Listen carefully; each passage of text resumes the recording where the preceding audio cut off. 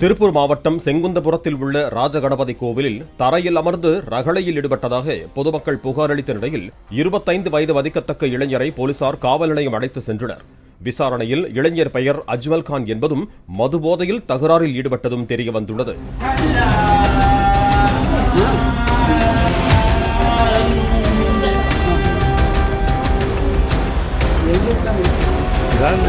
வீட்டுக்கு முன்னாடி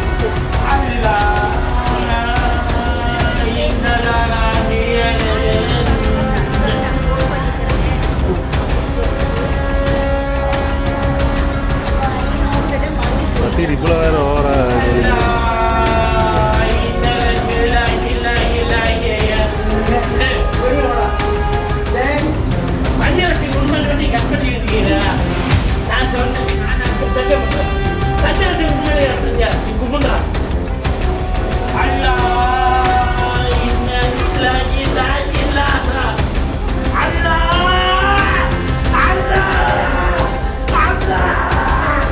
play store மற்றும் ஆப் ஸ்டோரில் இருந்து பாலிமர் செயலியை QR கோடு மூலம் பதிவிறக்கம் செய்யுங்கள்.